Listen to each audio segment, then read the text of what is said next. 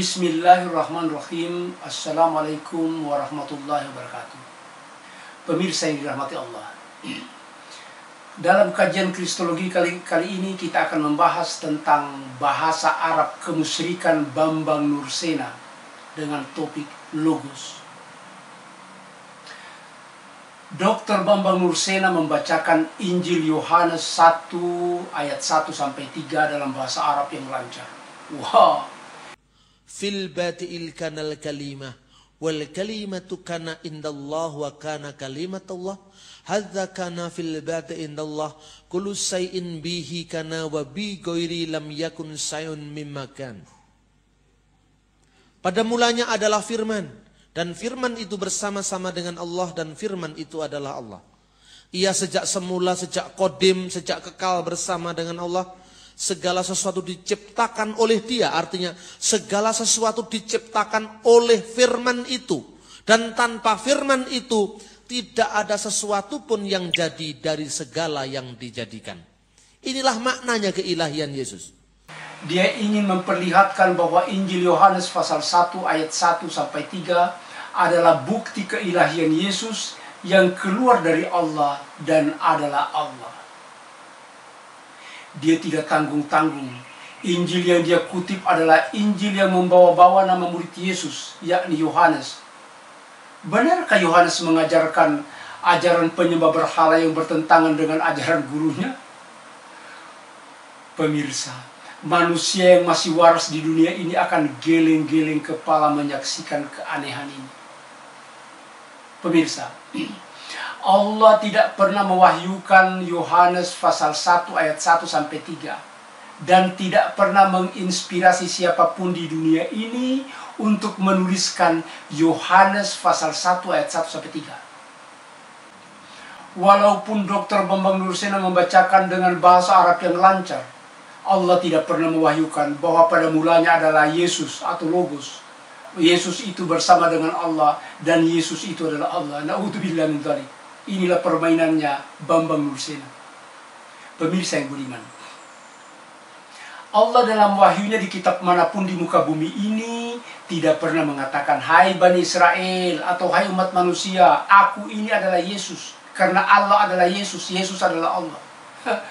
Demikian pula Yesus, Nabi dan Tuan Guru dari Galilea, masih waras dan belum gila untuk mengaku-ngaku dirinya di depan jemaatnya di sinagoga di Galilea atau di bait Allah di Yerusalem, bahwa "Hai kalian jemaat, aku adalah Allah." Hanya manusia penghayal dan ngawur seperti Bambang Nursena yang tidak tahu malu mempropagandakan bahwa Yesus adalah Allah berdasarkan Yohanes pasal 1 ayat 1-3. Pemirsa yang dirahmati Allah, Injil Yohanes pasal 1 ayat 1-3 sesungguhnya bukan wahyu Allah. Bukan juga ucapan Yesus. Bukan pula ajaran Yohanes murid Yesus. Sama sekali bukan. Ini adalah himne filsafat penyembah berhala Platonisme, ciptaan Philo dari Alexandria. Himne Platonisme ini juga sejatinya malah bukan bagian daripada Injil Yohanes. Ini dijelaskan pada catatan kaki Injil Yohanes dalam Alkitab The New Testament of the New American Bible di halaman 203. Apa kata Injil ini? John 1:1-18. The prologue is a hymn, formally poetic in style, perhaps originally an independent composition and only later adapted and edited to serve as an overture to the gospel. Yohanes pasal 1 ayat 1-18. Pembukaan ini merupakan himne berbentuk syair, mungkin berasal dari karya bebas yang nanti kemudian, pemirsa, nanti kemudian baru dikutip dan diedit menjadi pembukaan Injil Yohanes. Na'udzubillah min dzalik. Pendapat serupa juga dikemukakan oleh A.N. Wilson dalam bukunya Jesus Life di halaman 54. Apa kata Wilson? Many scholars believe that the preface John 1:1-3, a separate piece of mythologizing, which doesn't originally belong to the story or narrative part of the gospel. Para pakar percaya bahwa pembukaan Injil Yohanes pasal 1 ayat 1-3 yang dibacakan lancar dalam bahasa Arab oleh Bambang Nursena adalah ajaran mitos, bukan sejarah, bukan fakta, tapi adalah ajaran mitos yang terpisah, yang sesungguhnya bukan merupakan bagian dari cerita atau narasi dari Injil Yohanes. Dr. Bambang Nursena tahu malulah biar sedikit ketika Plato menciptakan filsafat Platonisme tentang logos, tidak pernah terlintas di benaknya bahwa 300 tahun sampai 400 tahun kemudian Nabi dan Tuhan Guru Yesus dari Galilea akan diutak-atik oleh gereja menjadi logos pencipta alam semesta. Masya Allah, naudzubillah min dzalik. Philo, Yahudi Helenis dari Alexandria, adalah pencipta himne penyembah berhala Platonisme tentang logos seperti yang dibacakan oleh Bambang Nursena dalam bahasa Arab yang lancar. Fil bati'il kanal kalimah wal kalimatu kana indallah wa kana kalimatullah hadza kana fil bati' indallah kullu shay'in bihi kana wa bi ghairi lam yakun shay'un mimma kan. Himne tentang logos ini adalah penyelewengan ajaran tauhid murni Yahudi dengan mempersonifikasikan firman Allah dalam kitab Perjanjian Lama menjadi logos filsafat Platonis. Max Eidemont dalam bukunya Jews, God and History di halaman 122 menjelaskan bagaimana Philo mengalegorikan firman Allah dalam kitab Perjanjian Lama untuk disesuaikan dengan alam pikiran Yunani, alam pikiran penyembah berhala di Yunani. Apa kata Dimon? Philo, who was familiar with the Old Testament only in Greek translation, decided to make it even more acceptable to Greek intellectuals by putting Greek clothing to the Jewish revelation. Putting Greek clothing to Jewish revelation. This he did with the aid of allegory and the philosophy of Plato, melalui filsafat penyembah berhala Plato. Philo yang sudah terbiasa dengan kitab Perjanjian Lama dalam bahasa Yunani memutuskan untuk membuatnya lebih diterima oleh para intelektual penyembah berhala Yunani dengan menyantelkan jubah Yunani ke kitab suci Yahudi. Ini dia lakukan dengan bantuan metode alegori dan filsafat Plato. Namun pemirsa, Philo sendiri tidak pernah bermimpi bahwa logosnya yang tidak berwujud ini beberapa dekade kemudian akan disulap oleh gereja menjadi manusia Yesus dari Galilea, seperti yang dibacakan lancar oleh Dr. Bambang Nursena. Ini dijelaskan oleh James Steele dalam bukunya The Gospel of John and the Hellenization of Jesus. Apa kata James Steele? The man who would provide this meaning and give personified substance to the logos at the beginning of the common era was Philo. Orang yang memberi pengertian baru dan mempersonifikasikan logos di abad pertama adalah Philo.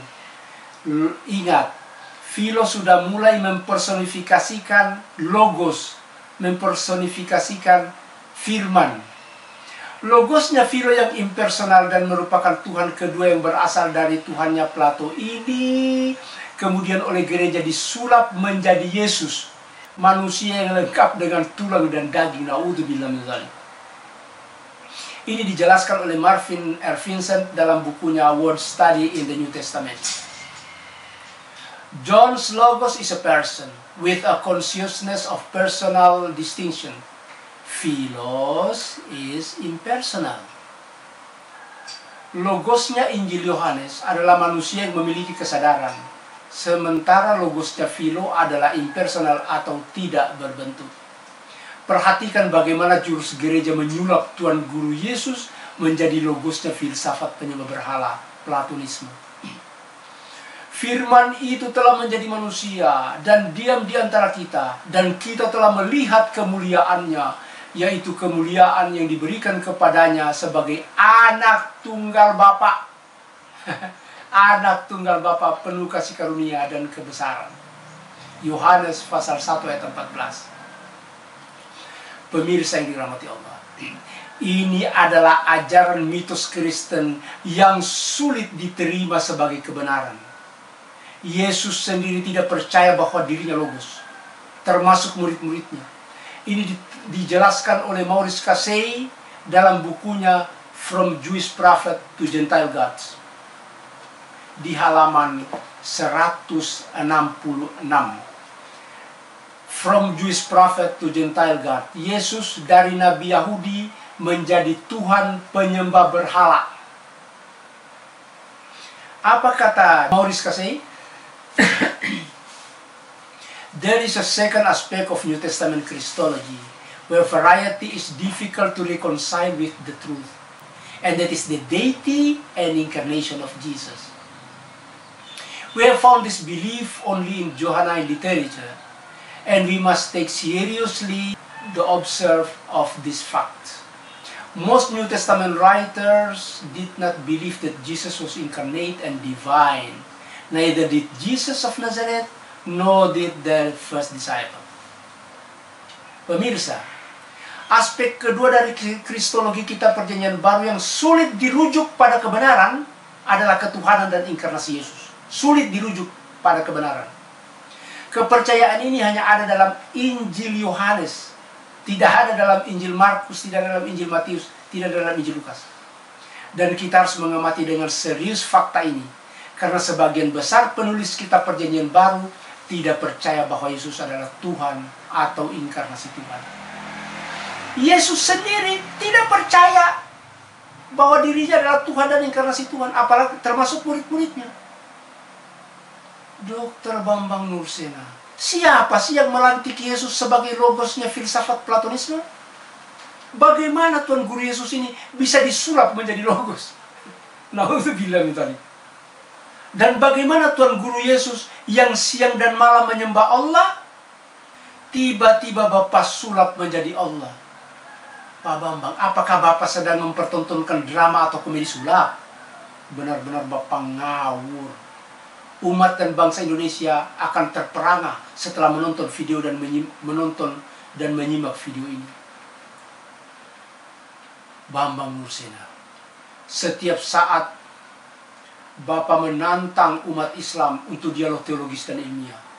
Sekarang mari kita memberi kesempatan kepada umat dan bangsa Indonesia untuk menyaksikan kita membahas video YouTube pernyataan Bapak dan tanggapan saya dalam suatu forum terbuka yang jujur seperti cita-cita Bapak.